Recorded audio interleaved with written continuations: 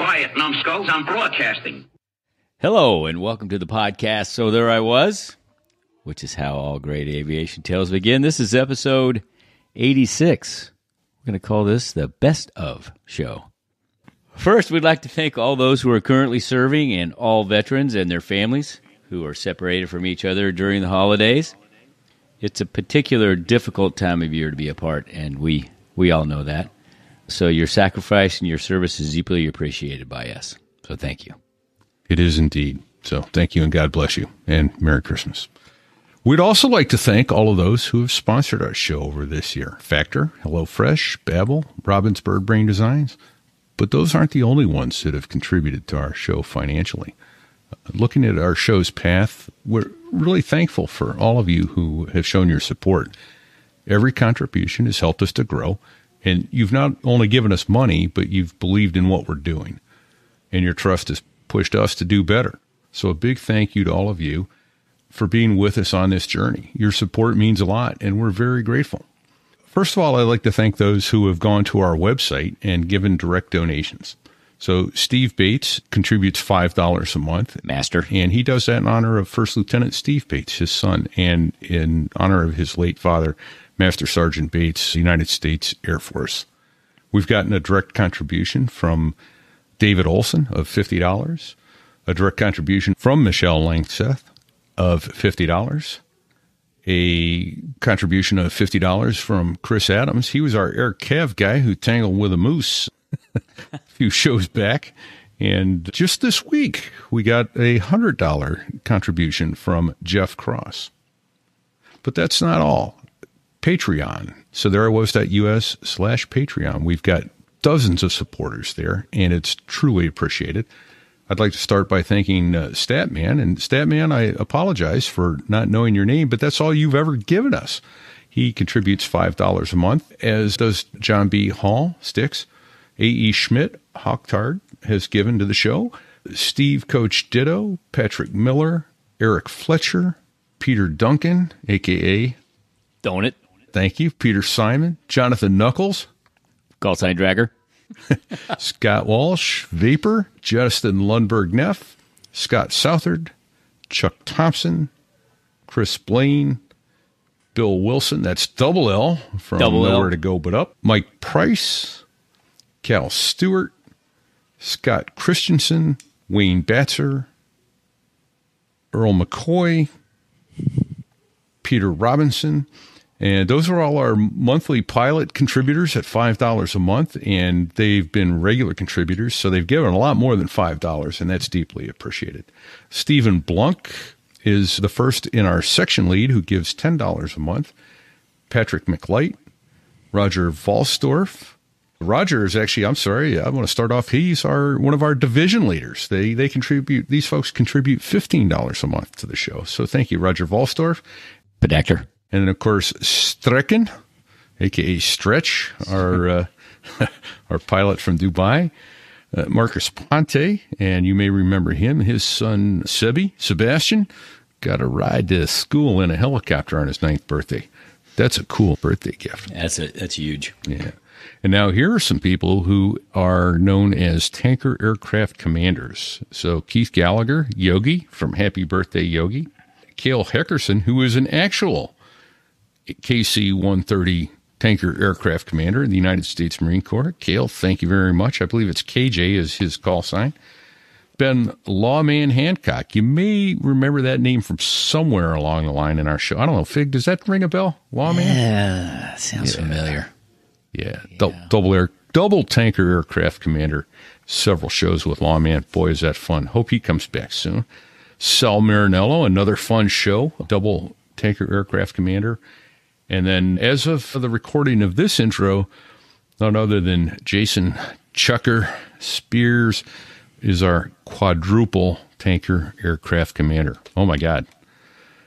Thank you so much. A Tanker Aircraft Commander is someone who donates $200 to the show. So thank you to all of you who have stepped up and done that. That has made a huge difference in our ability to go forward. But Chucker didn't stop there. He came on the show a few weeks back and gave us a great show. And he also helped us find Jungle. and Hyde from last week's show. Or actually, it's the show that's out right now. This show will supplant that. And he's got us lined up with a couple more folks. So we are ever so grateful to Chucker for his contribution, both speakers, guests, and financial. We're humbled. And then I left out one Patreon pilot contributor, but that was intentional. He was our very first Patreon pilot contributor, but he didn't stop there. He has stepped up. He's become the administrator of our Facebook group at facebook.com/sothereiwas.us. We got a group that just cracked 400 members and growing quickly. A gent by the name of Chase Cole. Welcome, Chase. Hey, Fig Repeat. Thanks for having me. Appreciate all you guys do, and thanks to everybody on Patreon and all of our sponsors and supporters. It means a lot. Appreciate it all. Oh, that's huge. No. When people join, and by the way, we just topped 400 in our Facebook group. You know, you're right there, you welcome them, you answer their questions, you get them to participate, and that's just outstanding, brother. Thank you. Yeah, absolutely. And you make them feel so welcome. But what's the importance of the group, Chase? Why is this group important to what we're doing? Well, we really want to foster a community for everyone to join and share their stories, and we get a lot of our guests from there. So that's a great place for everyone to go in, get to know each other, meet some old friends, make some new friends, and get stories out there and come to the show. And the big thing is, Fig and I can't be on all the time with our travel, and you can't be on all the time either, but that doesn't seem to stop you. You're there to welcome everybody who comes into the group and make them feel like they're part of it and that they have something important to contribute. And they do. We want people to contribute there. So thank you very much for staying on top of that and helping that group grow and not just die on the vine. We asked Chase a big favor this week, and at first he was a little reluctant. Yeah. Because it's hard to weed out. It's like asking, hey, what's your favorite? Which child is your favorite, right? Yeah, this week we're doing a collection of shows, which they are by no means the best of. They're just some of the greats we've had throughout the past year and a half we've been doing this show. Year and a half. It just doesn't seem right. It doesn't. Yeah, without missing a week, we've been going every week for over a year and a half now. So that's pretty cool. So what are some of the stories that we're going to hear, Chase? We're going to start out with one from Nasty. This one's about one that I think we can all connect with. We've all been in a bad place before, usually unintentionally, make a slight mistake, and we get killed by leadership. And so Nasty, who is a leader among leaders, shows genuine leadership, as always, and he shows where he could have ended someone's career, and he chose not to. And he's got a book, Learn How to Lead to Win, by Admiral Mike Manazir. That's Manazir. It's available on Amazon. So Learn How to Lead to Win is by Admiral Manazir. Great book. Is it Manazir or Manazar? Well, that was the thing. Is when it tomato or tomato? Tomato, right? See, I thought it was, I always thought it was Manazir, but if you remember reading the book, Fig, how did he get his call sign? His call sign in flight school was Toi. Yeah, because it sounded Manazir Toi. Yeah. And some debutante gal walked in and went, ooh, that's nasty. Yes. And it has been nasty ever since. So, yeah. And then we have our oldest guest ever, but by all means, an amazing show. Fig and I got off the recording with this one and called each other up and went, whoa, we just struck gold, baby. Can you believe we just talked to this person in live? Yeah. Yeah. So, it was like talking to an actual historical figure. So he is a historical figure. Who was that, Chase? That's Capt Royce Williams. He's a true American who had his story locked away for over 50 years. His mission was classified. Yeah, it was 50 more plus years that he couldn't talk about it. It's like, but it was this year, 2023, that he got the Navy Cross for something he did 70 years ago. Wow. Yeah. Great story. And then we get into the animal cruelty section of our show. Yeah, we got a little double tap for the animals here. We start out with Gunny Sachs and the water buffalo incident for Tam Key when some Marines decided to kill a water buffalo, but luckily Gunny was there and he gave him 2 back. Right. Yeah. One.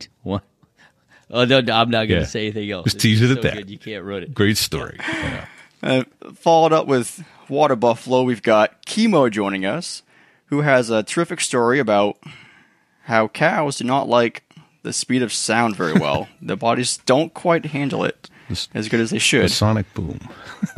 Who knew? Who knew killing livestock was going to be a theme? It just happened. Right? Oh, man. And I bet we get 1 or 2 of those next week as well. But Gunny, who had water buffalo from Tam Key story, introduced us to a squadron mate of his who did an amazing heroic. Yes, and that would be One Eye. One Eye tells a story who is a genuine American hero. He claims it's not him, it's his crewmates, which they certainly are included. But One Eye certainly goes down in history as one of the greatest heroes we can have. He tells a story of the very first night of the Battle of Dido and what he, his co-pilot, and his crew chief, Bob Bush, went through on a medevac mission that night. It just makes you so proud to be an American and to call yourself a Marine. Wear the same uniform these gents did. Speaking of which, and we'll get into some of the rest of those stories as well, but I failed to mention at the beginning as I introduced Chase is you too were a Marine and we're all still Marines. But that's right. Here we go. Absolutely. Yeah. So how'd you wind up in the Marine Corps, Chase? What were you thinking? What in the wide world of sports was you thinking? Well, I always wanted to go military, and it just kind of a spur of the moment thing. I always wanted to fly, and just kind of decided one day, Marine Corps, my buddy joined in. So I found myself on Yellow Footprints in Parris Island in February 2014, not to age you guys at all. From there... Thanks for that. I'd only been out 19 years by then. Oh, my gosh. From there, had 13 weeks of vacation with the Marine Corps' best. Followed up with... in sunny South Carolina, huh? That's right. And surprisingly, somehow, it does get freezing cold in February in South Carolina. And I never thought it would, but it does. Wow. From there, went to Marine Combat Training in Camp Lejeune, Jacksonville, North Carolina. Then found myself in NAS Pensacola for avionics training, where I got to sit and watch the Blue Angels fly day in and day out for about 6 months while I was there. That's motivating. Absolute time of my life. Yeah. And so what was your MOS? Avionics technician. Working all the electronics for you guys. That takes brain power, man. It does. Surprisingly, it does. I'll give them that. Slouches don't end up in need not avionics. Apply. Nice. Yeah, there's 3 levels of avionics: I level, O level, and D level or depot. Okay. I got the grace to be able to do all 3 of them. Okay. I was I level in the Marine Corps, which is all your in-depth, microcircuits, troubleshooting all your components and circuit boards. Okay. I got out, went O level avionics, which is at the squadron. You guys are familiar with all the avi techs there. Okay. Worked at 203 and 223 here at Cherry Point. And left there, I went civil service, and now I'm a federal employee here at FRC, Fleet Readiness Center East at Cherry Point, work on the F-35s. Nice. Okay. That's pretty impressive. Yeah. Now, how are you still hands-on with the avionics, or are you doing more management? What are you doing? Yep, all avionics, hands-on. Okay. Very cool. So the cards come down to you, you troubleshoot the cards, and when I say cards, I'm an electronic piece of equipment, be it for navigation or weapons delivery, that sort of thing. But you get, and there's a lot of avionics, obviously. The F-35 is almost all avionics surrounded by airplane skin, right? Oh, yeah, pretty much. It's just pretty advanced. It's for depot, we do every electronics bit and wiring. We take a plane in for modifications and repairs, and down to nut and bolts, we strip it down, repair what we need to, replace what we need to, put it back together, and send it back to the warfighters. Nice. Very cool. Well, thank you for doing that. Thank you for keeping those guys as ready. That's impressive. I'm not gonna lie to you. I'm impressed. My pleasure. It's a blast. I love it. Well, thank you for your service, and thank you both. It's a privilege to work on this wonderful project with you guys. Merry Christmas and God bless. And thanks for the opportunity to do this fun thing with you. Yeah, same to you fellas from me. I couldn't have said it better. Thanks, guys. Appreciate it all. Absolutely. Here comes the best of. Don't sit on the ejection seat handle. Don't do it. Don't sit on the collective. At night, in the world's smallest cockpit, on the tanker, through the weather. Oh, and to the tanker crew who did that, thanks a lot. We really appreciated that. I'm just kidding. No, I'm not.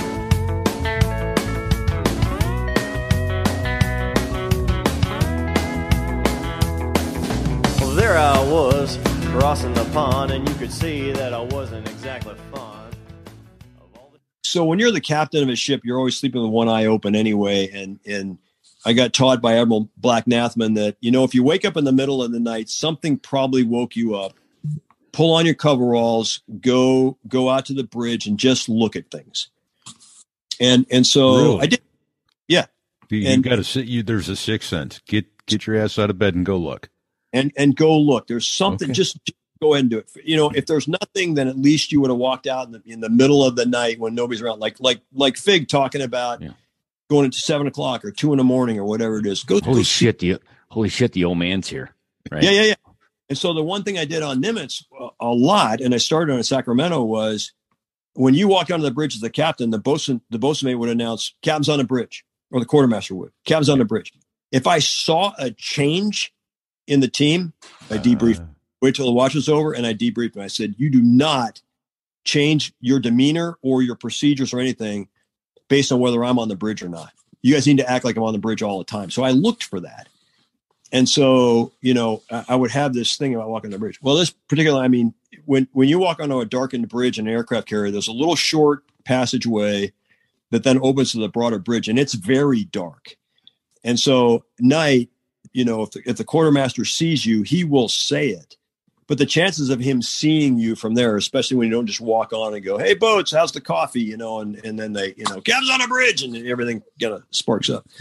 I just kind of walked, and I wanted to see what was going on. I had my hands in my pockets. I still remember. I get my eyes accustomed to the blackness, and it's looking outside. And it's really black outside, as it always was.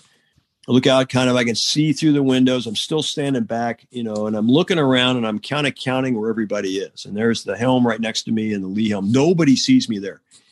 And there's the conning officer, junior officer of the deck, and they're watching through the Polaris to see where we're going. The quartermaster's over under the red light. Coffee's brewing. It smells like coffee. It's just absolutely wonderful.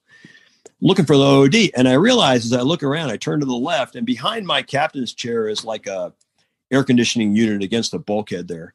And there is a figure leaning against the air conditioner unit against the wall. So they're a little bit ahead of me to the left, and like inches ahead of me, and about, a foot and a half to the left. And so I'm looking, and I recognize the shape of his face. I know the guy pretty well, working with me for a long time. And I go and stand next to him, and I expected he'll go, kind of look over to see the presence, and he doesn't. And so I'm like, "OD." No response. "OD." No response. "Are you asleep?" No response. "Are you asleep?" He wakes up. And even in the dark, I saw that guy turn about ghost white. He's glowing white. And like, cat, and then he realized that I caught him asleep, and which is, as we relate in the book, is a UCMJ offense to sleep on watch, and the OD responsible for safety of the ship, So anyway, nobody but us two standing there. And for some reason, because I am who I am and what I believe in, I just lectured him, and I said, you know what you did. I forget what I said, but he was suitably chased. And I think that he didn't sleep for probably another 2 weeks, it just didn't. The adrenaline, the piss shot to the heart alone. Piss shot woke him up for probably a month. He is a very good officer. He was an engineering officer, and he did a very good job. And like I relate in the book, 14, 16-hour days and standing watch. So there was a little bit of empathy and understanding. I certainly knew how he felt, and his professional life. And we had just we had just frocked him to commander. And if it becomes permanent after a while, if nothing happens, and I could take that away and then also bust him, take him to Castle and basically go from commander to lieutenant. And I didn't. And I said, look, between you and me, this can't happen again. You're one of those professional ODs I have. And if the team knows you're over here sleeping, blah, blah, blah. Yes, sir. So he continued. And at my change of command, he wrote me a special note that just thanked me for not destroying his career and his life and the whole thing. And I just for some reason felt it thing to do. So good for him. And I good did. for you. Outstanding. That's the type of leader, right? I mean, like I said, you ooze leadership. Yeah. Well, for instance, if I'd have walked over and if you'd have made it public, though, your hands would have been more tied, right? Hands tied, or if somebody told me and said, "Hey, I got to tell you, I found the officer at the deck asleep on watch. I have to do something now. The order and discipline of the unit requires me to do something." And so I would have had to, and that came up many, many, many, many times in my commanding officer tours, is what to do for good order and discipline. And this particular one was my choice. And I chose. Where is he now? Is he got stars? Did he get out? Do you know? I think he probably ended up getting out of the Navy. He was on kind of a career path that probably didn't, the things that he had done probably didn't get him command and therefore anything after command, just the way that it worked out for him. So no, I didn't create an admiral. There are a couple of people though that have reminded me that I took them to captain's mast, gave them a chance, and they became chiefs and then commissioned officers and had just retired after 20 some years. And something I did, that went their way during mast allowed them to go and succeed in the Navy.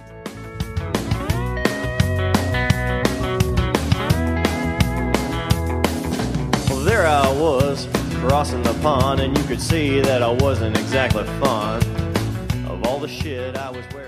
Well, I went back and made my landing, and bad weather had moved in, a blizzard frontal system. And I was told on the landing to get a quick lunch, come back because I was going to be on the combat air patrol, which I did. 4 of us briefed together, took off in miserable weather, joined up, and then climbed through the clouds to clear sky above at 12,000 feet. And in the clouds, CIC informed us that there were a group of unknown aircraft coming from the north, and for us to be heads up. Once coming into clear air, I saw a flight of 7 in wing fingertip formation heading our way, all in contrail, probably 50,000 feet or maybe higher. They often flew to 55,000. So they said, that's your target. My flight leader had a warning light in his fuel system, and so he was directed with his wingman to return to over the task force while I took the lead with a wingman that I'd never flown with before.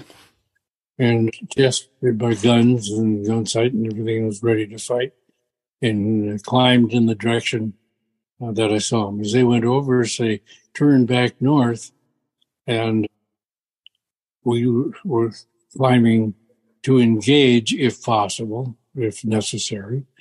And at 26,000 feet, they broke up in 2 groups and descended from the contrails, and we lost sight of them. And I reported that to the carrier, and they lost sight of them as well as they became a smaller target. So I was instructed to come back and establish a barricade between the last sighting and the task force. And so in that turn, here come 4 of them at my 10 o'clock position, all firing. And I wasn't given any instruction, but intuition and my job. I turned hard into him, ended up right on the tail of number 4, short burst, and he started smoking and dropping.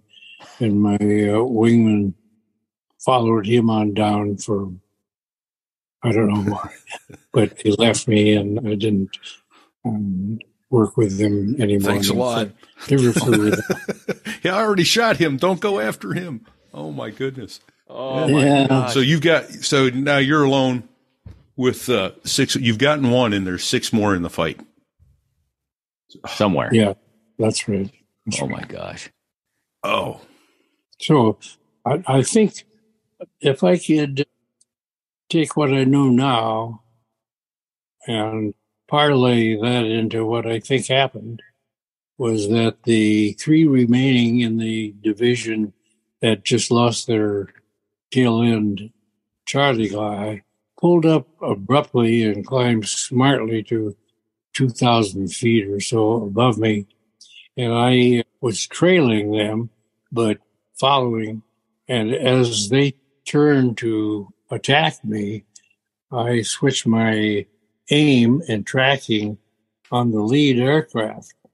And as I completed the ready to attack him, that airplane was firing at me at a distance that, as far as for the weapons I had, I felt was out of range. So I just tracked for a while till I thought, okay, in which case I fired a brief shot and he stopped firing and turned away. And as the later on, my guess that this, who was the lead of all 7, probably nicked him and he didn't want to continue the attack. I switched my aim and readiness on his wingman, who was heading toward me, firing. And when in range, I fired at him. He stopped, didn't maneuver anything, just slid right under my airplane. I think he was dead. Oh. Okay, I have to ask right now, Captain Williams, were these face shots? In other words, were you shooting at each other, going at each other, or was there turning involved? No. It was like we were just pointing at each other. That's what I thought. Holy cow. That's terrifying. Repeat. What's rule 1 when you're training? No face shots. These. Oh my God. This is okay. So my feet are sweating. My palms are sweating. So you've got 2 of them, and you're still in a fur ball though with these guys. Yeah. Yes. Yeah. The other 3 came in from the other side, and now instead of in formation, they were individuals, and was like our gunnery training of 1 in, 4 off. Yeah. And taking their turns. Yeah. So you were seriously maneuvering now. Yes. Fighting off multiple attacks. And at what point, do you remember how many rounds you had on board in your gun? I think 780, maybe 720. Okay. Yeah. So you've got some left though, because it's not unlimited. It's not unlimited amount of it's not unlimited. But you weren't done with these guys yet. You've gotten 2 of them. Now you're 1v5. What happened next? Yes. And maybe only 4. If I really did nick this guy, I think he stayed above the fray. He was in charge of the whole thing. I don't think he ran off. But according to a book that came out written by a military historian, that 2 airplanes were returning to Vladivostok, and along the way, one of them dropped. I suspect that could have been the lead and was losing fuel and just ran dry and died in the ocean. Okay, wow. And I don't mean to put you on the spot. Do you remember the name of that book, or was it in Russian? The name of the book is called Red Devils Over the Yalu. Okay. Written by Igor Seidov, Seidov. Okay, perfect. All right. Sorry to interrupt. Oh, that's my brain talking. There you go. Your brain has a wonderful voice, Captain Williams. This book came out in about 1992? Oh, no. 2013. 2013? Mm-hmm. In 1992, Soviet Union broke up. Newspapers telling the story of this 1952 event disclosed the name of 4. So I have those names, and they've been published, that were shot down. There's the confirmation. Tammy feels that maybe 2 more could have been lost, but could well have been other communist nation personnel flying with them, and they didn't have the right to publish their names. We don't know.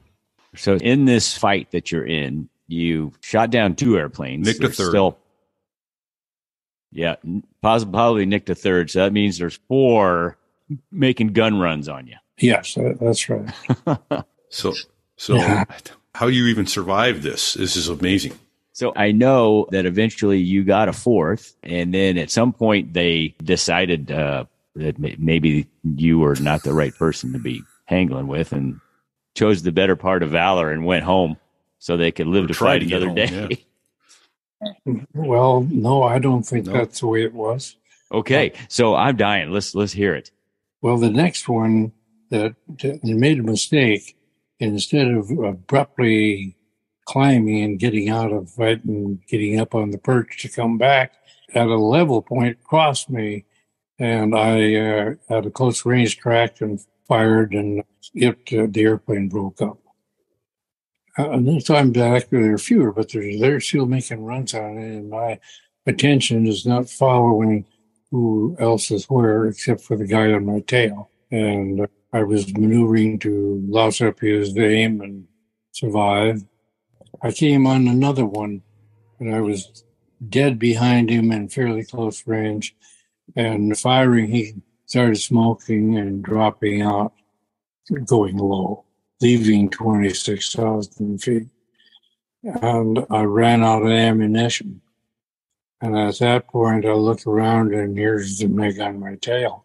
So I made a hard turn right, and he got a lucky 37 millimeter into my accessory section of the engine, and it knocked out all my hydraulics and severed the cable to the rudder. Oh, jeez. The airplane was out of rig. At that point, I had to really use 2 hands on the stick to do my flying. But he sat nicely right on my tail, and I was still some distance from the clouds that were between us and the task force. But I was aimed just accidentally at the clouds, and I started dropping altitude quite steep, but I pushed the stick forward and I pulled it back, and I just pulled a lot of G's in both directions, or a big yo-yo. And though he just sat back there and fired all the way until both of us got into the clouds, he didn't nail me. Thank goodness. Wow. That's so fortunate then. And so now you have to make it back to the ship in a crippled bird. That's true. Yeah, either that or the other options weren't very popular.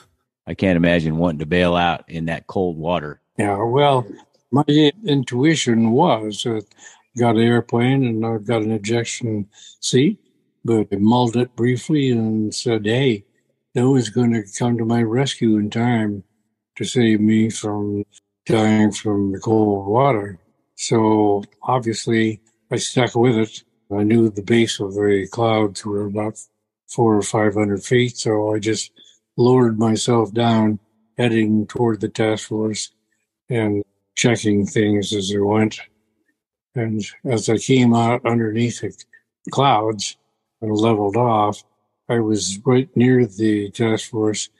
My commanding officer and his flight were just launched to come up and relieve us. And he saw that the task force, who had been at general quarters, who still was, hadn't been informed that I was friendly, so they were shooting at me. Of course they were. Oh, dear. He called the doctors off. I started to figure my next step to try to get aboard a carrier in terrible weather and a bad airplane. and seeing at what speed I could slow to and still fly. And I got down to 170 knots, and it was going to stall out of me. So I had to come in above that. Wow. That is fast. Notify the landing signal officer, and he's been ready for a tough job to get me aboard.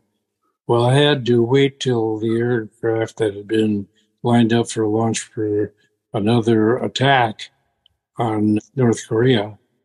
All the plans had changed, and they were pulling everything forward to make room for me to land on a straight deck airplane. So it was some time, and I'm assessing myself and positioning as best I could to be the right spot when I got a Charlie permission to land. And when that happened, I was fairly good shape behind the ship as it went into the wind. And I let them know I was fast, of course. And the commanding officer said, bring him any speed he wants. We had plenty of surface wind plus speed of the ship. But I couldn't line up, and I was going to cut crossways in the carrier and would have put me over the side. The captain knew that as I got on in and pretty close. He whipped the ship around and lined it up with me, and boom, I landed in a fairly good landing. That's awesome. Wow. And so then you tail hooked, no barricade. Did they even have barricades then? Oh, yes. Okay, so that was pre-hook. It was major.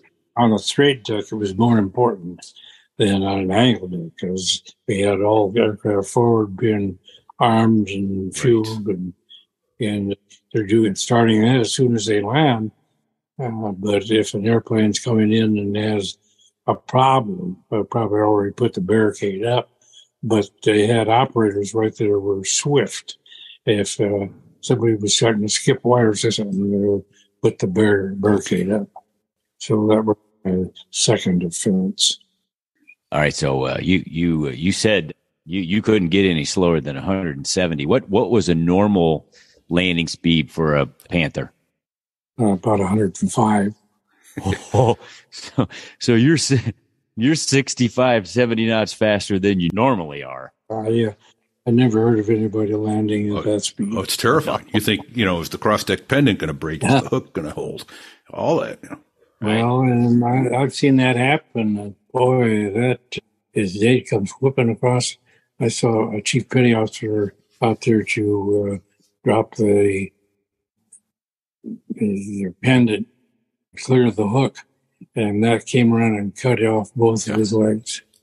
Yeah. Oh my gosh! Dangerous place to be on a carrier deck. Oh, yeah, indeed. So, and if my memory's correct, because I from my reading of your event, that your aircraft was so badly battle damaged that after you got out of the airplane, they just pushed it over. Well, this was the last day on the line for Princeton, so we headed toward Yokosuka. It took a little time to get there, but I received orders that on arrival to report to Admiral Briscoe, the senior naval officer in the Western Pacific. And I was prepared to. When we docked, I went down on the hangar deck and I saw a second-class petty officer, Air Bosun, who handles these aircraft, and his probably assignment was the hangar. And I told him who I was, and I'd like to have a last look at the airplane. He says, sorry, sir, but we pushed it over the side. Well, it turns out that was not true. It probably wasn't true. And Admiral Shelton, who picked up, volunteered on it, started a look-see into this thing many years later, thinking that I hadn't been properly awarded. And in his study, he booked all of the data and the bureau numbers and found that it went into overhaul and was useful again in the training command. Nice. I'll be damned. That's beautiful. How about that? Because Wikipedia says they pushed it over, but it had 263 holes in it. Yeah, that part's right. Swiss cheese of an airplane by the time you brought her back. Wow.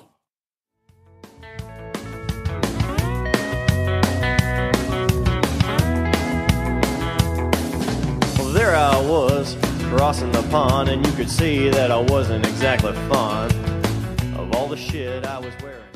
So there came this time in I-Corps in late 1965 that some Marines had killed a water buffalo.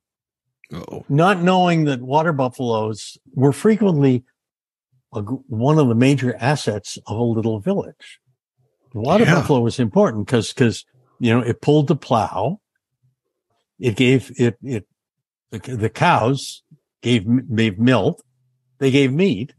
I mean, it was a very important asset. So they shot by accident. Now, one of the great images of Vietnam is a picture of a helicopter carrying a buffalo in a sling on a long cable suspended below the helicopter, and the water buffalo is hanging here looking absolutely helpless, right? You're about to hear the rest of the story, right? Paul Harvey, good day. The rest of the story. So when the Marines accidentally killed this water buffalo, a frag came down to 362 saying, we've got to replace the water buffalo. It'll be a really good way of helping the hearts and minds get won. So, Ugly Angels, find a water buffalo and give it back to the village of Tam Key. Okay. Who knows anything about water buffalo? Who knows cattle? Oh, Captain Cook. He knows all that stuff. He's a cowboy.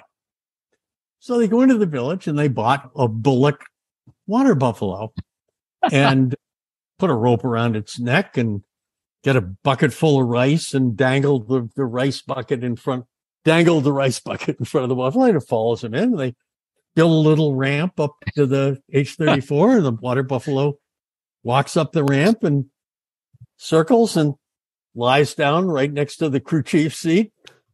Probably falls asleep. And they say, okay, well, we're going to give it back to the Unbelievable village of Tam Key. Fly up to Tam Key. I think one of the photographs I sent to repeat was an aerial view of the town square of Tam Key. Okay.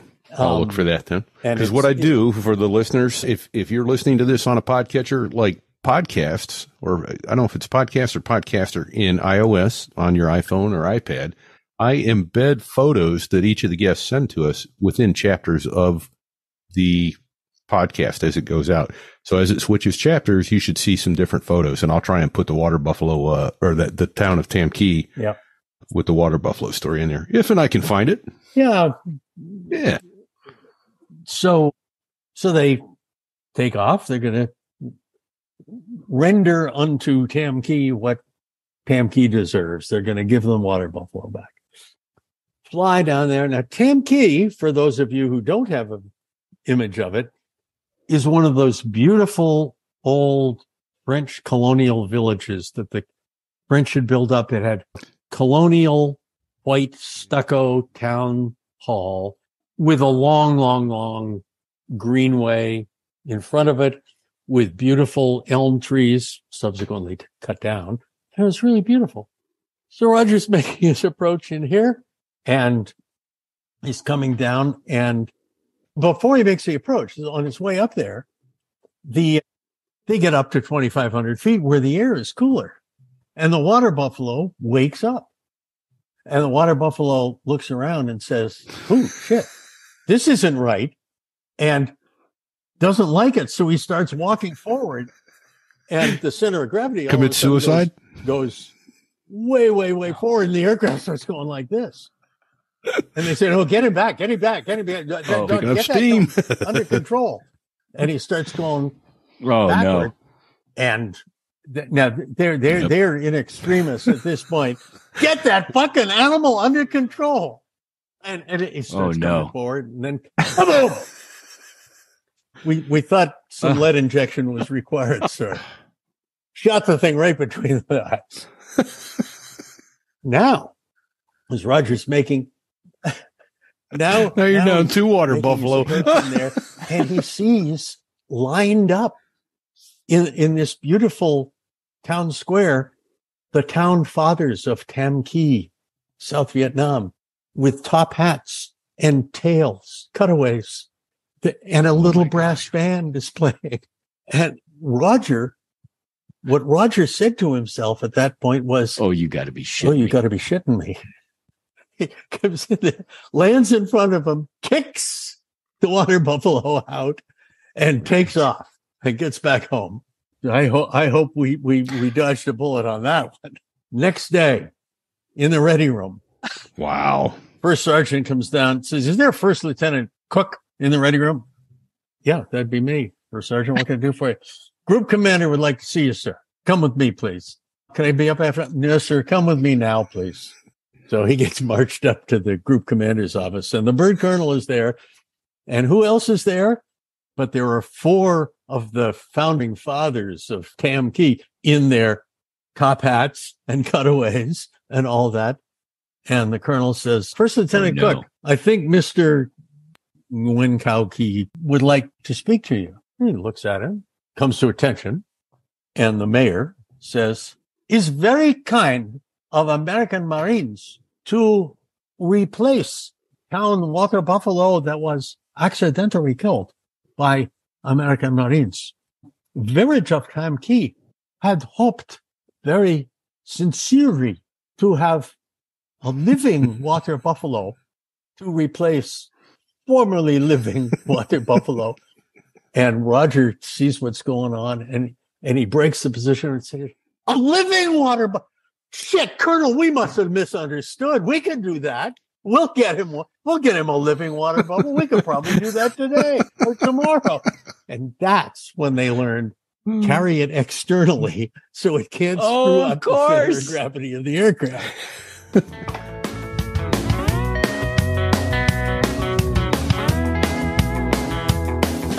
Well, there I was, crossing the pond, and you could see that I wasn't exactly fond of all the shit I was wearing. Might have killed a cow? Is that what? Oh, Jesus, I did. So this is back in the day when men were men, and what's the word? The bottle to throttle rule was advisory in nature. No drinking within 50 feet, right? Yeah, no smoking within 24 hours, no drinking within 50 feet. So when I first checked into my squadron, VF-31, one of the best fighter squadrons in the nation, we had an event up in Fallon, Nevada, and I was a NAVCAD, as you know. So I checked in. I was an ensign, JG. I don't even know. I think I made lieutenant before I checked out. I'm not sure. Either way, I'm the junior kid. And so if you remember Fallon, with all of the things that we did out there, this is some of the best flying on the planet. But other than that, absolutely, we went up there for SPARFs, air to ground, this, that, and the other. Tomcats are dropping bombs, et cetera, et cetera. We have a great time. But the typical all officer meetings that we've had that would typically be in a ready room when in Fallon would be at Salt Wells or the Mustang Ranch, because they had a very big ready room type of place with beer that was very, very inexpensive, and it was cheap beer. So the skipper, very cheap. Like, hey, what I remember, Salt Wells, AOM 1400, whatever, and we go there. This is before Salt Wells. I think Salt Wells is no longer. I think it burnt to the ground, and it is no longer there. Last I checked, but I think it was like 4 or 5 double wides connected behind barbed wire fencing, and that's my first time there. And you kind of pretty fancy. Yeah, and it goes, and you open the door, and you're like, "Is this to keep us in, out? This is kind of scary. I don't know." We get to the bar, and Mama Son's there, and the squadron shows up, and hey, you can't beat $1 pitchers at a pool table. So no, you can't. You can't. So we have our AOM there, and as we do this, we, by the way, are talking about the next day's events, and skipper stops. Possum looks at me and says, "Hey, Kemo, you got the skipper watch." And I was like, "Roger that. Don't we have a 6? Shut up. You got the skipper watch. Make sure that we're back for the brief at 6 a.m. I'm like, "Yeah, hey, roger that, sir." Well, we proceed to get utterly shithoused at this place. I have a great time. We stop at, remember the casino that had like 5-cent craps? I'll get it in a second. But it was like, it's not there anymore. But we went there. I think that's the one that Ivan Putski broke a toilet at. I could be wrong. Oh my gosh, I think you're right. I'm talking about. We had a squadron mate, Ivan Putski was his alter ego, and he was standing on a toilet at the casino one night, and it might have cracked literally in half. It was time to bug out after that. Yeah. Hey, so you get the story. Basically, we get back to the base at the queue at about 2 a.m. for a 6 a.m. brief. It's a 4-plane division, 4-ship, whatever you want to call it, ingress, opposed, low-level route, up north, back down south into Bravo 17 for a live drop of probably just Mark 82s. Nothing too big, but we all had a bunch of Mark 82s, and we're going to do this thing and go. So we have this whole mission planned. Luckily, we planned it the day before, and we wake up and we're walking to the jets, and all of us are just in the standard mental state of preparedness. We start up, we go, and we had, luckily, Link 16, which was JTID's very secure comms. So we had a little thing going. And so everything is cool, other than we all feel like shit, and we take off. And the route, if you can picture on a map, Fallon, Nevada, just go east for X amount of miles, go north for a ton, back over, and then back down. We're going back into Bravo 17 to drop a bunch of bombs, and the time on target is this, X, whatever it is. So we're taking off. And in the Tomcat, it was just like the Viper, where you can kind of go, all right, so I'm going this fast. Here's my fuel flow. You're going to make it to this waypoint based on your routing at this time. And I'm looking, and I'm -3 on this battle box formation, which is basically 1, 2 on the top forwards and 3 and 4 in the back portion of a box formation going into the route. So I kind of look at my stuff and I'm like, hey, I can't remember his call sign, Sluggo. Hey, confirm time on target. And it's like, wow, it's X. And I'm looking at it going, dude, we're like 5 minutes late. This is because we're totally not where we need to be. And I'm like, well, we are freaking late, dude. And all of a sudden he looks down and he's like, no, all you hear him is like, no, we're not. We're Tomcat's gate. Gate means afterburner, which means let's go because we're late. So he advises all 4 ships, hey, Tomcat's gate. So we launch. I was -2. That's right. Because my buddy's behind me, so to speak. And he is looking at my airplane about a mile back and said, dude, the coolest thing I ever saw was an F-14D GE motor going to full afterburner because the glow was so amazing. Even at just inside of a mile, it was crazy. But so we just start going. And we realize that we can't do this entire route and make the time on target. There's just no way we're going to do it. So as you know, ACMI pods are the tax range. Yes. We have the ability to make sure we're emitting or not. So we make a great call, which I think to this day stands to record as being a great call for improvising, adapting, and overcoming. Our lead goes, well, we're not going to go that far.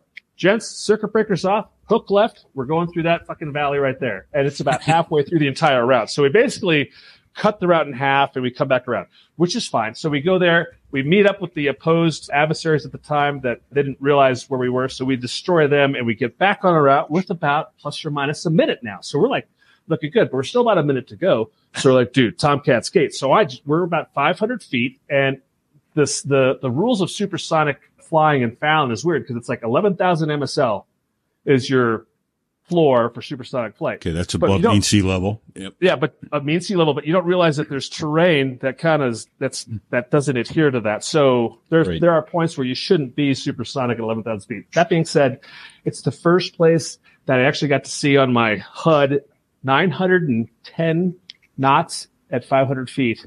Oh. If ground speed. So we got to make time on target. So, and I've never experienced, we're 500 feet. So the tunnel vision you have of just going so fast. Oh, yeah. At altitude is just amazing. So I'm looking at my wingman. I'm looking at the HUD. I tell my backseat, I'm like, dude, this is kind of cool. He's like, what's up? He's like, I can barely see anything. It's kind of neat. We're going so goddamn fast.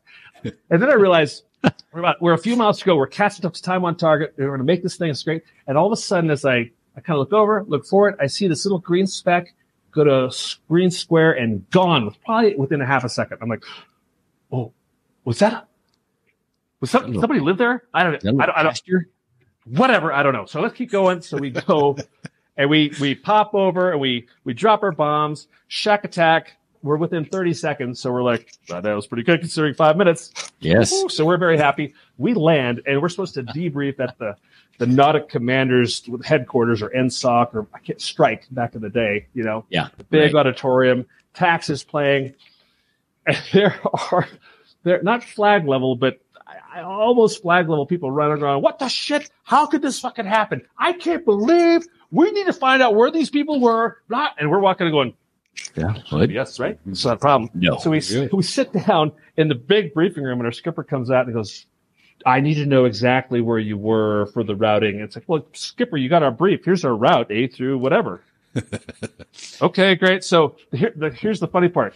With your tax pods circuit breakers pulled, obviously there's no emission. So they only can see us on their ATC radar sweep or whatever, which is once every 30 seconds. I don't remember what it was. It was pretty slow back then. So when you go at 910 knots ground speed, you get a blip on one part of the Earth, and the next thing you know, there's like another blip, way far from that first blip. So there was no ability to really correlate where we are. Thank God. Basically, we had this report going, and there were pictures shortly after. That little square that I flew over at 910 knots ground speed, which is about 1.6 Mach, in a Tomcat at about 500 feet. Oh, shit. You rocking.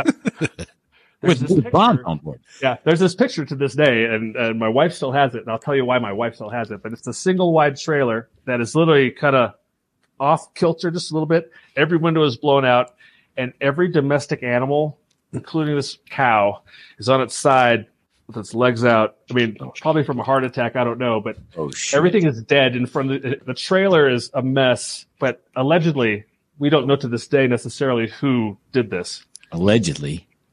So luckily, the legal officer of our squadron was able to help make that all go away. Roll forward about 3 months.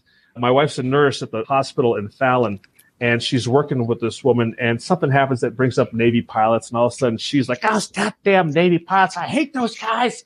Oh my God!" And my wife is like, "Dear God, what's going on?" She's like, "They killed my cow!" And my wife is like, "This wasn't, this date around this time, was it?" "Yeah, how'd you know?" "I was just guessing." So she called me. "Hey, remember that cow you killed?"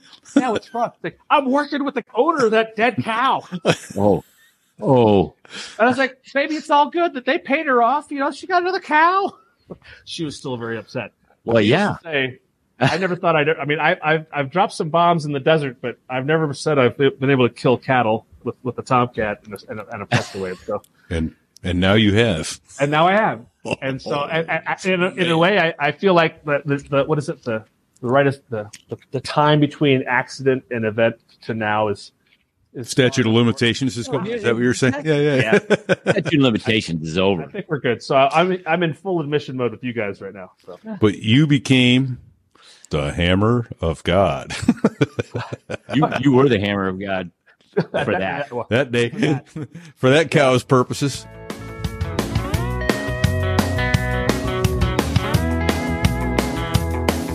Well, there I was, crossing the pond, and you could see that I wasn't exactly fond of all the shit I was wearing. My understanding is you had the night medevac emergency call out. Yeah. We were off the coast on the Iwo Jima, just below the DMZ, the demilitarized zone. It was my turn in the basket, and I got a call for a night medevac. 2nd Battalion, 4th Marines were at Dido, which was about 20 miles inland, just below the DMZ. Okay. Are you sitting at attention, Fig? I'm at attention. Are you at attention? I'm at attention. That is a great ringtone. You should see my wife's ringtone. Hail to the chief. I'm sorry, did you say you were on the Iwo Jima at the time that you were doing the night medevac? Yeah. Okay. Yeah. All right. So, so you were there. So I got the call to do the night medevac, and I was the lead pilot, flight of 2. Robbie Robertson was my wingman. And we got a call that they had 5 seriously wounded medevacs, Marines, that had to get out. It's life and death. Normally, in the middle of the night, you really didn't take medevacs unless it was really an emergency, if it could wait. But they had to get out. So we headed inland. And in those days, you didn't have GPS or anything. It was all distance and direction off of the signal from the ship. Okay. So we flew inland, and as I approached where I thought the site was, I told them I called for situation. They said that they had broken action just shortly before. They didn't know how close the enemy still was. I told them to identify the zone and put a strobe light where they wanted my right wheel to land. Okay. This way I would come on, land on the strobe light and cover it, and then they'd know where to load, stage the medevacs to loading. Right. So I came in and I landed, no problems, and they started loading the medevacs. And meanwhile, my wingman was circling overhead. As soon as they started loading the medevacs, all hell broke loose. We received fire from 360 degrees all around. Robbie said that it looked like the spokes of a wheel, and I was in the middle. He never expected me to come out of that zone. There's so much fire coming in. While they were loading the medevacs, I got hit, caught shrapnel in both my eyes. I didn't realize what it was because I didn't feel any pain. I must have been in shock. And I never felt any pain for the whole time. But I couldn't see, and I tried to wipe my eyes, and I couldn't clear them. So I called my co-pilot on the ICS, and he didn't answer me. So I reached over to get his attention, and he was slumped over. So he had gotten hit. So I called down to my crew chief, Bob Bush, and I said, Bob, I can't see, and Larry's hit. We can't stay here. We're taking too much fire. We have to get out. You're going to have to talk me out. And he said, okay, Captain. He says, and he was loading the medevacs as all this took place. He was returning fire, loading the medevacs, and he started giving me directions. And he was also wounded. He got shot in the ass for the second time. Because he had nothing else going on. Just loading, dealing with wounds. Right. Let me talk the captain out of here while we're at it. Yeah. And he's a story unto himself. I'll get into that in a minute. So I started adding power. And this is where all these prior experiences come together. I started adding power, and I took my K-bar, I don't know why, but I took my K-bar out and I smashed some of the gauges so I could feel the instruments.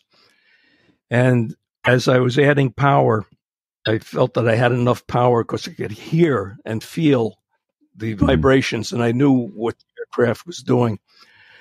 And I couldn't lift off. Bob says, we can't get off the ground. They loaded 8 medevacs instead of 5. You're going to have to roll it.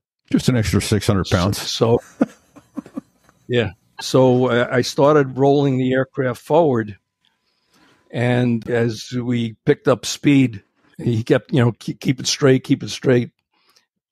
We bounced through a dry riverbed until we gained enough speed to get airborne.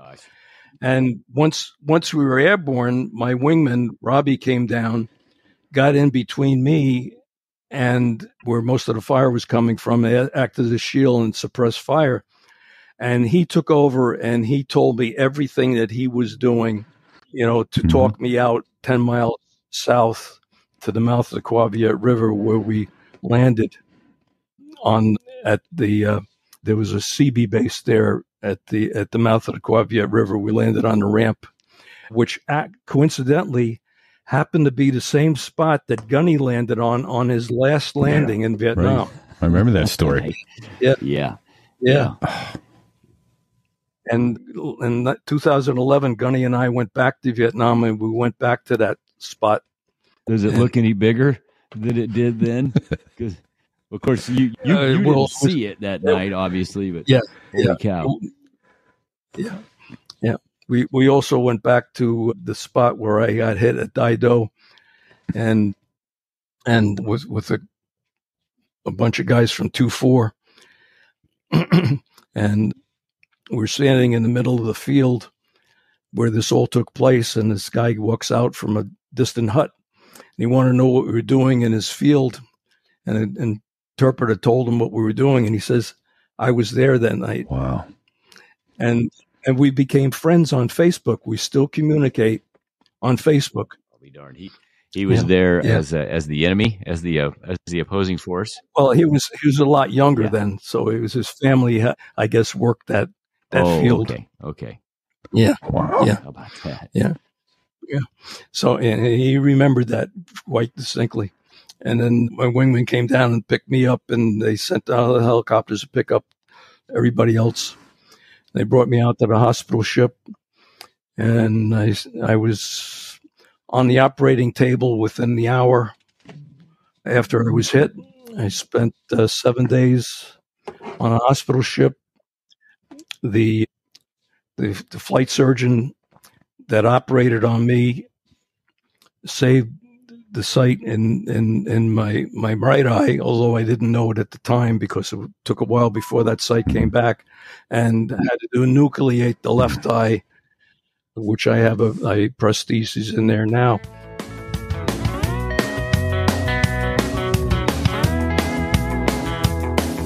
Well, there I was, crossing the pond, and you could see that I wasn't exactly fond of all the shit I was wearing.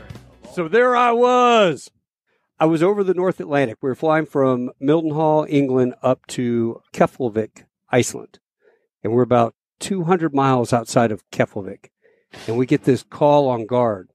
And it's like this: Marine tanker on guard, Spade 16, how copy? And everyone's up there just jaw-jacking, talking. As they continue talking, the FO, co-pilot, I'd gotten out of the seat. The AC had gotten back in. Aircraft commander had gotten back in the left seat. I'd been riding in the left seat. He was back sleeping. He comes up, taps me on the shoulder, says, "Hey, get out of the seat." And I'm like, "Yes, sir." So I get out. My buddy, let's just call him Tony, is sitting in the right seat. And the guy goes, Marine tanker, on guard, Spade 16, how copy? And everyone's still talking. Tony goes, shh. Hey, did you guys hear that? Hear what? And everyone got kind of quiet for a second. And you hear, Marine tanker, on guard, Spade 16, how copy? And Tony jumps on the radio and goes, "Hey, Spade 16, you got Otis 23, go ahead." And Bernie, the aircraft commander, turns to me and turns to him and says, I got this. I got this. Don't worry about it. Hold on a second. Hey, Spade 16, come up 343.2, whatever, and switch. And so he switches freak, and he goes, "Hey, Spade 16, you got Otis 23. What can we do for you?" And the guy's like, "Oh my God, are we so glad to see you? We're up here, we're F-14, we're on cap, and we lost our INSs dumped, and we need a DF steer back to Keflavik, and can you guys spare some gas?" We're like, "What?" And anyway, he turns around, looks at Navigator. "Hey, how far do we have to go? How much gas can we give?" And so he comes up with the number, and the engineer, everyone's kind of getting together, doing their stuff. Engineer leans over and he goes, "Hey, sir, I hate to tell you, but the number 2 basket is the helo basket, and the number 1 basket is written up as bad." And he goes, "Well, this is an emergency situation. This guy needs gas, so we'll just give it a try." And he goes, they figured out how much gas we can push, and they call him up and they tell him come up on, left stabilized, and the engineer gets to work and he starts putting the hose out, and the airplane yaws to the left as the single hose comes out. Yeah. You got that 27-inch diameter basket, 85-foot hose, and it kind of pulls the airplane to the left. Well, I'm sitting there, and I'm a single lieutenant back in the 90s, and I had bought a slim cam VHS recorder, and I had taken the headsets and reversed them as like microphones up into my headset so I can record the conversations going on, the ICS and the radios. Well, as I'm filming this, I'm really excited. I'm getting like friggin' the news I'm going to be on the news when I sell this thing. Film at 11.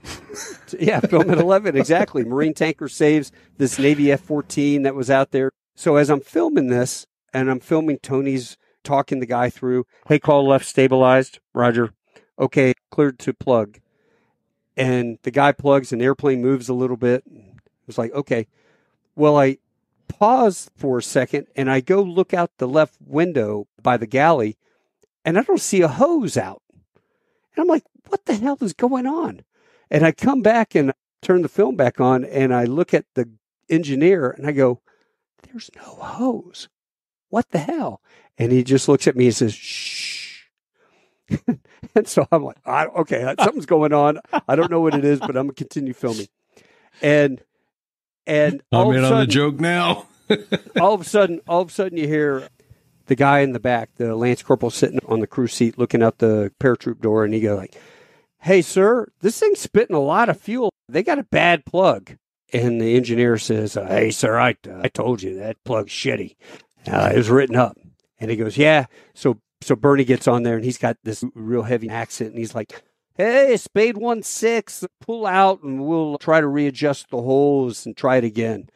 And so the guy's like, roger that. Well, as he unplugs, he goes, unplugging. All of a sudden, the guy in the back goes, holy shit, sir, it is spewing a ton of gas right down that guy's intake. And then you hear the F-14 pilot go, Mayday, we're on fire! We're on fire! Eject! And Tony's in the right seat, and his eyes are about this big. Bernie looks to the left, pulls his glasses off, looks out, looks back out, and goes, holy shit, mark this position. And the navigator's doing his stuff, and the loadmaster, hey, get on the radio, call Keflavik on the HF. Tell him that F-14 just went down, blah, blah, blah, blah, blah.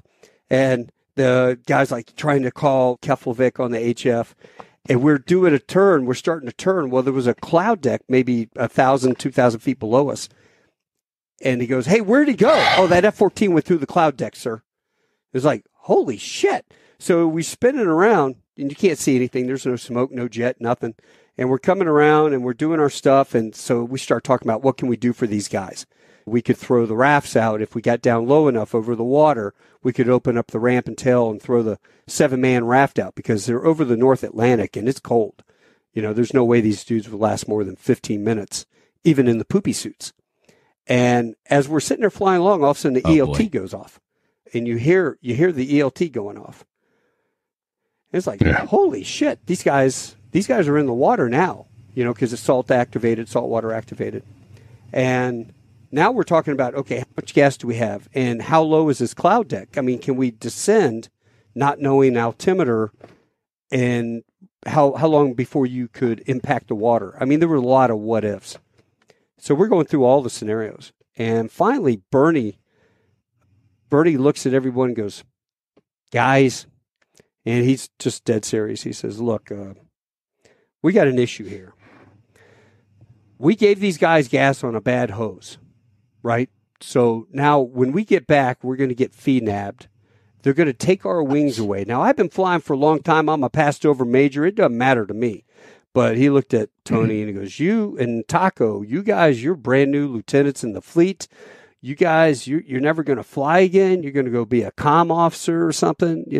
Just, I don't know. I just don't know. And everyone got kind of silent. And the warrant officer navigator, who was an instructor for the young guy, he comes on the ICS and goes, what are you suggesting, sir? And Bernie goes, you know what? I hate to say it. Fuck them. They were going to die anyway. And everyone's eyes kind of got big. And he goes, I'm telling you, these guys were going to lose, run out of gas. They were going to crash out in the middle of North Atlantic. They'd freeze their balls off and die of exposure. So, why should we lose our careers over a couple jet guys? Fuck them. Fuck those guys. And so it goes through the crew, right? There's about 12 of us because there's a training flight. And he goes through the crew from the lowest Lance Corporal up to finally the 2 lieutenants and the captain. And he goes, we're taking a vote, all right? We'll take a vote on this. And everyone has to be in agreement. We have to be in 100% agreement. If there's one guy that says, I don't agree with this, then you know what? We'll go to Keflavik and we'll fess up. And we'll take our punishment. But otherwise, it's going to be, we'll just say it never happened. And somebody gets on the radio. I think it was the loadmaster's like, sir, we're going to be up there for 2 weeks. That's going to be really tough to read that in the base newspaper. And the wife and the kids don't know what happened to their spouse. And they just disappeared over the North Atlantic. And he goes, It's like freaking UFOs, boys. Shit happens all the time. I mean, those guys just disappear. People disappear all the time. And in South America, you don't know where they go. They just disappear. And so it gets up, Lance Corporal Smuckatelli. I say, we go on, sir. Lance Corporal Smith, sir, press on. Corporal, press on, sir. Sergeant, butthole, press on, sir. Staff Sergeant, butthole, press on, sir. And it gets all the way up. And he goes, Taco? And I'm like, sir, this is a really hard decision that you're putting on us as final. He goes, well, we're officers. We lead the pack. So what is your decision? And I said, yeah, press on.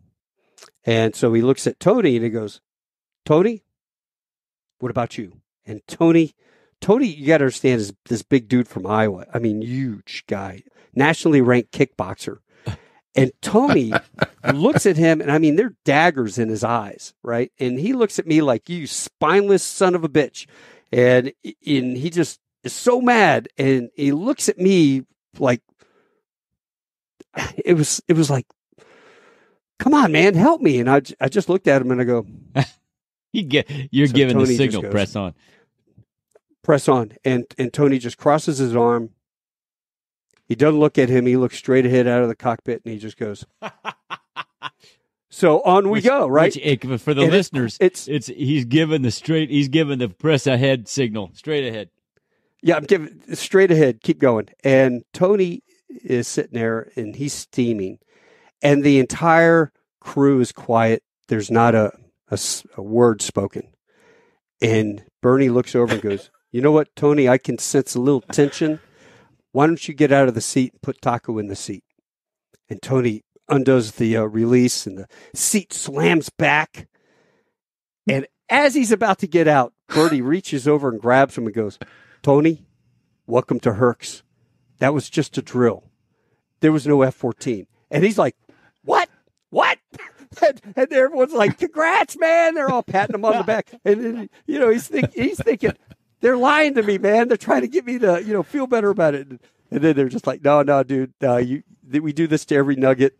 You just happened to be in the seat. Mitch was in the left. You were in the right. You had to bite the bullet. Sorry about that. And then he goes, dude, it sounded so real. And then all of a sudden you hear the guy in the back puts his oxygen mask on and goes, hey, Marine tanker, this is Spade 16. Hey, do you think you could send some pizzas down here? It's kind of cold, And so we start laughing. He goes, but what about the ELT? Well, they took an ELT out of the May West. Survival radio? They put it in test mode, survival radio, and they hit it.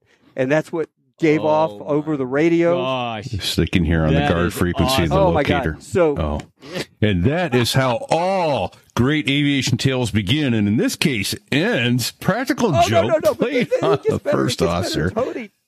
Oh, even better. Okay, hold on. We'll get to it. Hey, everybody, repeat here. We have with us a special guest tonight. We got to tell you no one even knows who you are yet. So repeat here, coming to you from New Hampshire, Cohurst I'm Fig. Hanging out here at Kearney, Missouri for a couple more days. It is our pleasure to introduce to you Taco.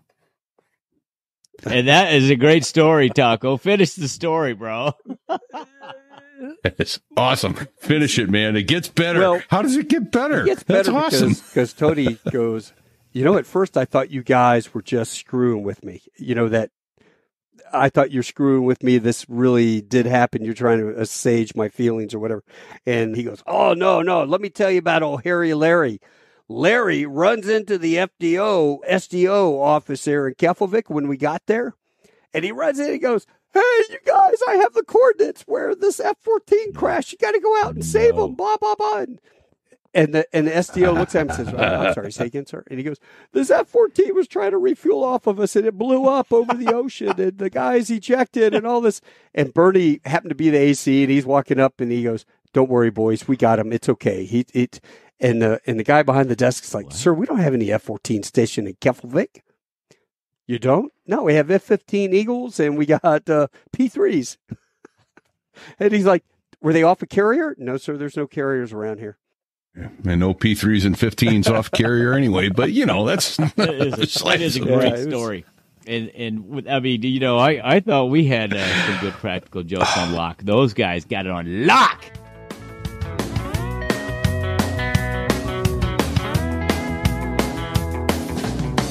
I was crossing the pond, and you could see that I wasn't exactly fond of all the shit I was wearing. I accidentally got to meet JFK, and he the lighter. He kept a lighter that belonged to me, yes. Right. And please tell that story. That's awesome. The first admiral I worked for was an interesting guy, but anyway, he was charged with organizing what they called the presidential demo or Princess Demo. And Kennedy wanted to come out and spend the night aboard a carrier. It would have been the first time that a president had spent the night on a man of war.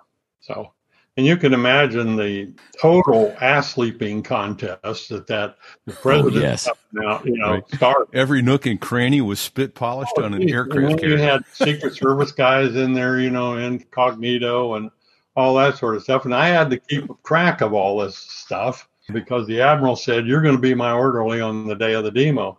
And we practiced for a month. The Lord only knows how much money we spent practicing for that demonstration. All the aircraft were doing flybys and demonstrating dropping weapons and strafing. Firing real missiles, everything else. It was just extensive. And finally, the day of the demo came. In fact, one of the funniest sides was he had a back problem, of course. I think that's pretty well documented. So they were going to put a rocking chair inside the captain's cabin because he was going to spend the night in the captain's cabin. And they had a duplicate built of the one that was in the White House. And they got out there and it wouldn't fit through the hatch, through the opening into the captain's cabin. So they got a hold of the carpenter and flew him out. And he disassembled the chair enough that they could get it through the hatch and get it in there and reassemble the whole thing. I mean, it's just to that level of detail. And so they either broke it or left the rocking chair on that carrier to the day. No. To my knowledge, it's still on the USS Kitty Hawk, CVA. Yep. I don't think they ever took it out of the captain's cabin. That's great. And I don't know if the Kitty Hawk's a fishing reef now or not, but if it is, I bet you that chair is still in that cabin. Yeah. Is she the one in Philadelphia Harbor? I don't know. I don't know. All right. Do you remember? I'm gonna have to do some homework on that. Stand by, I'll tell you. Yeah, because we had another gent on OB, and he said he could see the carrier from his office, but I don't remember if that was the Kennedy or the Kitty Hawk. I think it was the Kitty Hawk. I have no idea. I know the Oriskany is a fishing reef. That was the first carrier I took a cruise on. Yes, she is. I want to dive her off of Pensacola. Yeah. Well, if you do dive it, right out just inside the port gun tub is a very small compartment. And that's where I lived for 8 months. Nice. If I do it, I'll take some pictures and send it. That'd be great. I'd love that. Yeah. But the day of the demo, the weather just happened to be perfect off the coast of San Diego. And we had never gone through the whole evolution without having some sort of a mess up. And that day, nothing went wrong. It was just perfect. The admiral asked the president if he could have a cocktail party for the president's guests, his staff, and so on and so forth. And the president said, "Yeah, go ahead." Just about like that, very casually. And it was during the cocktail party or the dinner after the cocktail party, they had installed 3 different phones in the admiral's import cabin. My job during the dinner and everything was to guard those phones. Anyway, the one went off. That meant it was a staff call. It was for Mr. Salinger, Pierre Salinger. I think he was the press secretary, and came in and took it and made a little motion like he needed something to write on. I gave him a pad and a pen, and he made a note, folded it up, said, "Take this to the president, will you?" And turned around and went back into the dining room. And I took it down. The Secret Service guy outside the door of the captain's import cabin, he was wearing a Marine Corps tie clasp, and he saw me coming, and I said, "I have a message for the president." He just kind of smiled at me and said, "Why don't you take it to him?" I walked in, and JFK was laying on the couch, had his leg up, had his jacket off, and had an arm kind of up like this over his head. And you don't get any training in boot camp is how do you address the president, right? Or whatever.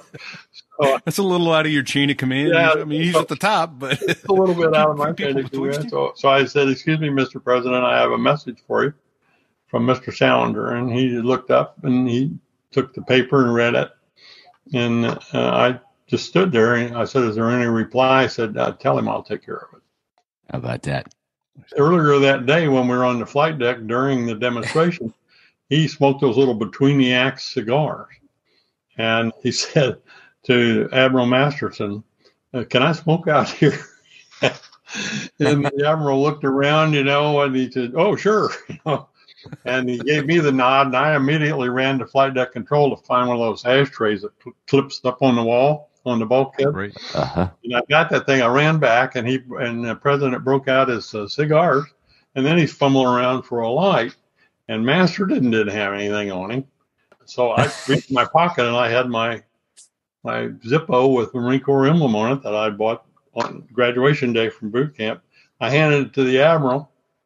Admiral gave it to the president. President took the thing, lit his cigar. He kind of looked it over like, and put it in his pocket. And that was it. I never saw it again. So. And then you got a sideways look from the Admiral's aide, right? He said he gave you the look like, yeah. They just kind of went like that, And for days after that, and I'd be walking around the ship, and I'd see various, run into various sailors, and they get to know who you are because they see you with the Admiral, and they would walk up to me and they'd say, "So the son of a bitch stole your lighter, huh?" So, that's a show title. Oh, hey, that is, yeah. Hey, as a side note, the Kitty Hawk was towed to Brownsville, Texas on May 31st, 2022 to be scrapped. I'll be damned. Yep. She's going to be razor blades. That's sad. Yeah. That's sad to see the great boats go I love that story about the lighter, though. And so I can't remember. It was when you left or when the Admiral left that he gave you the lighter? Yeah, that gave me his lighter? Yeah, with the two stars on it. When I left the flag, the Admiral then was Edward Cobb Outlaw. Okay. Who was a really interesting man. And he gave me his Zippo. He had Zippo lighters made up that had 2 stars on them and a little bit of a flag. And he gave me that as a going away present. So you got a lighter back. I did. It was a couple years later, but yeah. But not the one you bought for yourself on graduation day from boot camp. Right. Yeah. Right.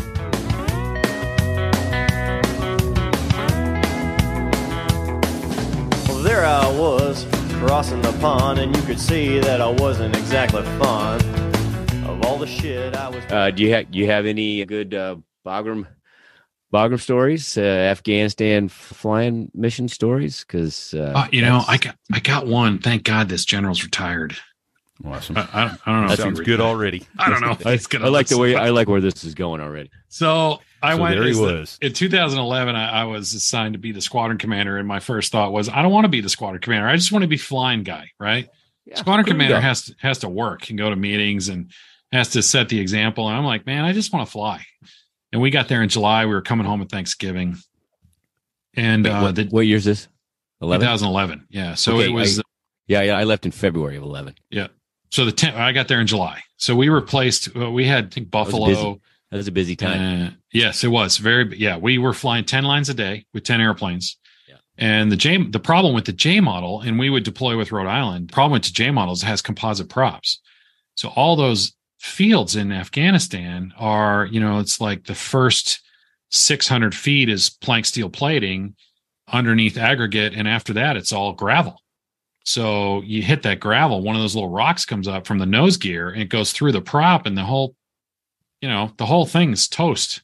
So now you got to pull the whole prop assembly off. You got to replace one blade. You got to balance. You got to stick it back on. Well, that didn't exist in Afghanistan. That only existed in Dallas, in Fort Worth, I think. So anyway, but it was difficult, but I didn't want to be the squadron commander, but that's the way it goes. So off we go, and we get there, and I'm replacing this unit that has been the buffoonery unit of all time. These guys couldn't stop, for the lack of a better term, they could not stop stepping on their dicks, right? They had cleats on when they were doing it. It was so bad. So I get there, and I meet the outgoing squadron commander, and he's like, man, this has been the worst deployment of my life. I'm like, what is he? He's telling me all the shit that's going on. And I just don't think he had a handle on it. But So he introduces me to the new OG and the new wing commander, and the wing commander eventually became a 3-star in the Air Force, but he was a former Thunderbird, and he turned out to be a really good guy, as long as, like all generals, as long as he didn't screw up. Anyway, but the OG, his call sign was, can I say his call sign? Sure. That call signs are good. Sure. Yeah, his call sign was Nitro. And I found out later it was because he was explosive. So he's in 06 and he gets this gig in Afghanistan. He's a Viper guy. And the great thing about Bagram was they had all those fighters on the eastern side of the field, right, and all the C-130s on the west side. And if you were not a fighter guy and the OG was a fighter guy, he did not give two shits about you, right? He's That's like, right. I don't know anything about C-130s, whatever. You just do whatever you do. So I'm there like 5 days, and Nitro sits me down and chews my ass. And I'm like, I just got here. I just got here.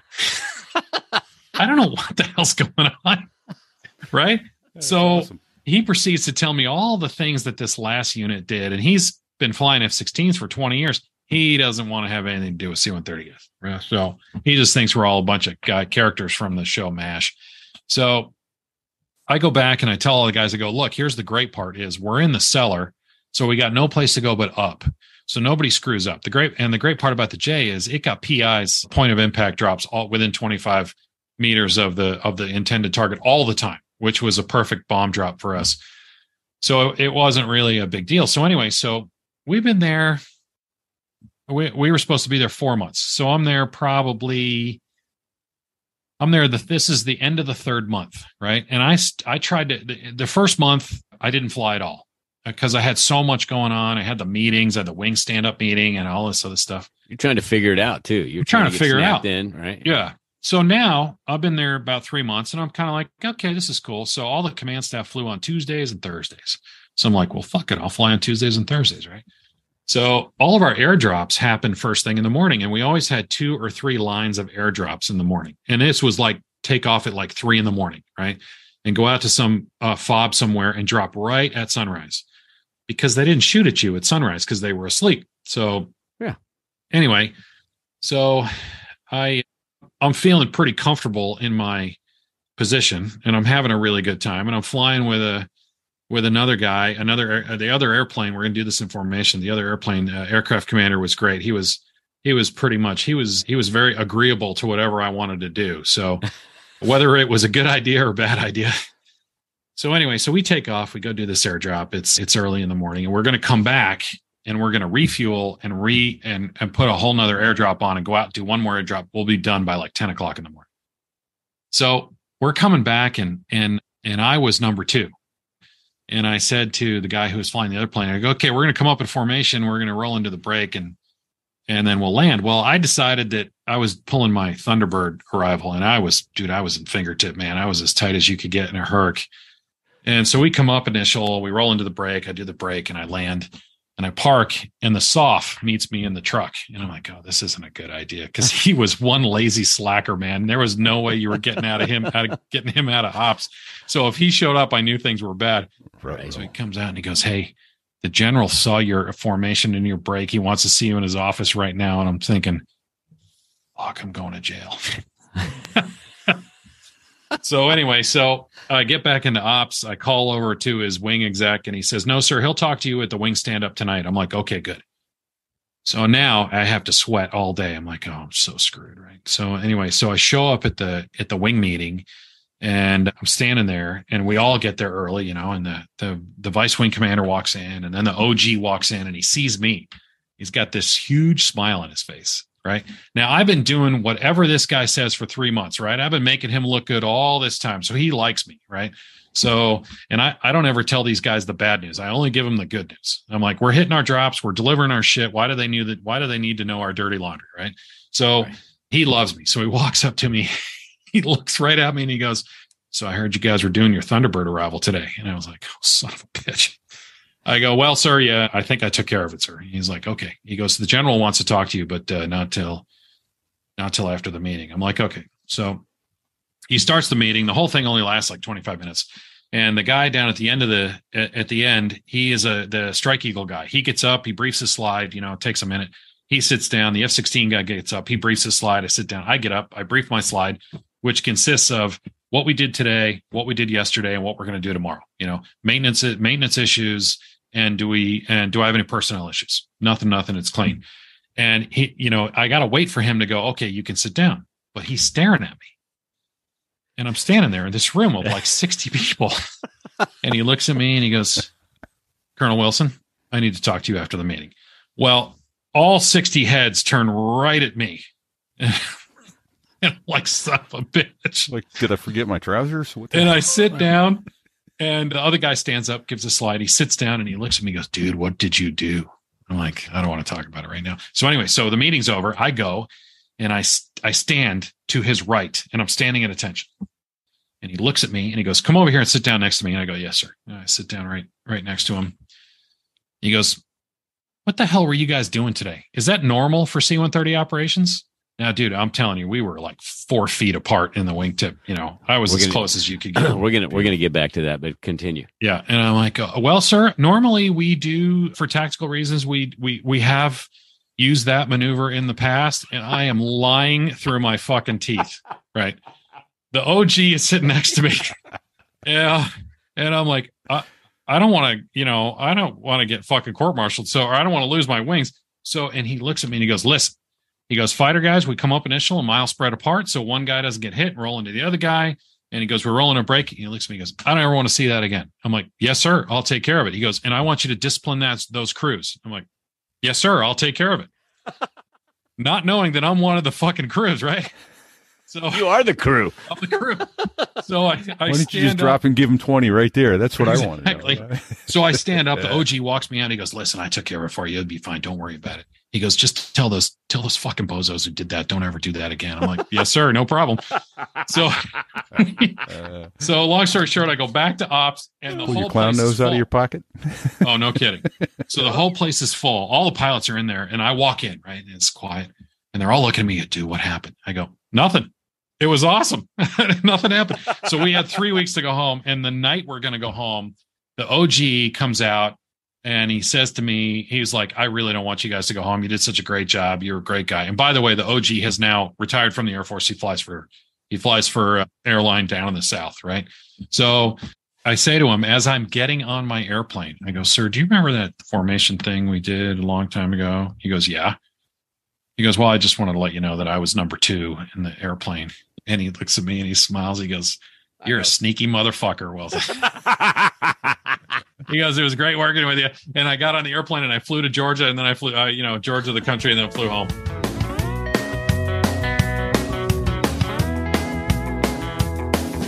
Well, there I was, crossing the pond, and you could see that I wasn't exactly fond of all the shit I was wearing. Let's be heroes. Let's land in the confined area. Let's go walk around a little bit, see if we can find the TSU. So we land in the confined area, fairly close to the one side of the trees that this thing's at, that we think. Put everything down to flight idle. We friction all the controls down. Because it was like 20 below out, and we didn't want to stay out a whole long time, and we didn't want to shut the aircraft down and then have it not start back up because it was frozen or whatever. So we go. I think we got about 10 minutes. We can go walk around before we got to worry about running out of fuel to get back to the main camp. And so off we go, and we start wandering around. We find. Wait! I'm sorry. I got to interrupt. Did you shut down completely, or did somebody stay? No, we put it at flight idle. Okay. So the aircraft's still running at idle. We got the collective and the cyclic friction to where they won't move, and both of us get out, and we go in and we find the tree. Hold on. So there's a helicopter going with I know. There's a helicopter. I'm doing the same thing you're doing, Reefy. So there's a helicopter with a rotor spinning, and nobody's in it. Nobody's in it. Oh, dear God. And because we don't want it to be cold when we get back after we find this thing. Of course we don't. Why? Yeah. Why would you? What could possibly go wrong? What? So we go in and we find the tree, and we start walking down. We split apart about 30 feet from each other, and we're walking down, and we kept going, looking around, and we're like, shit, we can't find it, but we know where it's at now. We'll send the Blues platoon of infantry guys out here and let them freeze their butts off and walk around and see if they can find it. So we walk back out, and as soon as we get to the edge of the tree line, we look out, and there's this big bull moose, 60-inch rack between us and our aircraft. We're like, well, that was freaking stupid. What are we going to do now? How's that working out for you smart guys? I know. So we're like, well, we don't have a whole time left before running out of gas, And so I said, well, let's just go around to the other side of the confined area around the tree line. Mr. Moose as long as he doesn't see us, he's not going to hear us because of the sound of the aircraft. So we walked all the way around and then walked to the aircraft.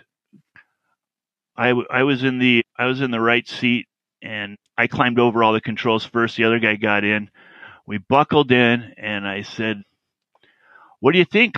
Should we just kind of roll the throttle up normal like we normally do, or do we risk over torquing it by cranking it up and getting the hell out of here? And he said, well, let's just roll it up nice and easy. And he goes, I'll fly. You're on the right side. You keep looking at the bull, and if he starts moving toward us, just yell out to me to crank it.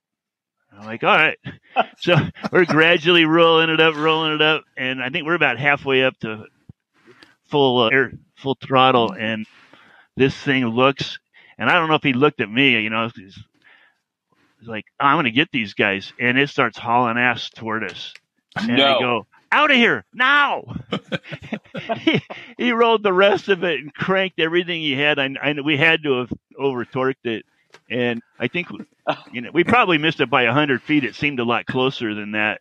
But was his head down charging at you guys? Yeah. He did not want us to be found. Holy shit! Flying squirrel almost hits moose. Yes, that was Bullwinkle. By the way. That was from Styx. He said that was definitely Bullwinkle, and he was pissed. Bullwinkle.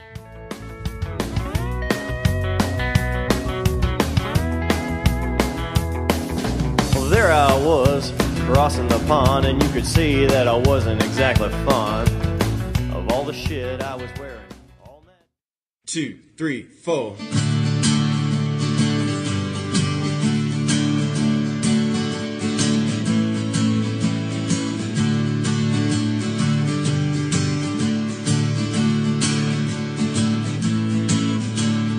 When I was a youngin', my daddy said to me, well, son, I want to know what it is you want to be. I said, I'll never wear a tie, but I like the color green. I think I'm gonna want to fly the fucking F-16.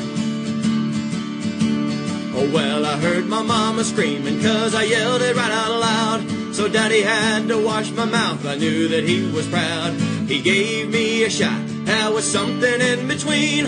The Lysol and alcohol, the touch of gasoline. Box 1, Box 1. When you got nothing left, Box 2, Box 2. It's that heater in your chest. Box 3, Box 3. The only friend you'll ever need, that cocksucker motherfucker Jeremiah Weed.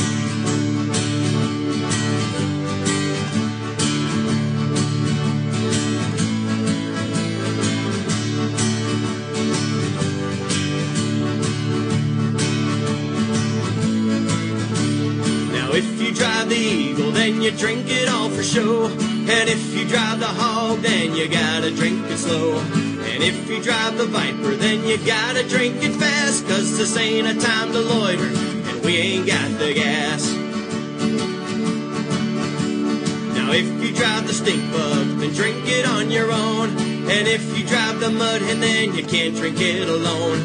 And if you're stuck in UAVs, then my advice to you is to drink the fucking bottle, man. There's nothing left to do. Box 1, Box 1. When you got nothing left, Box 2, Box 2. It's that heater in your chest. Box 3, Box 3. The only friend you'll ever need, that cocksucker motherfucker Jeremiah Weed.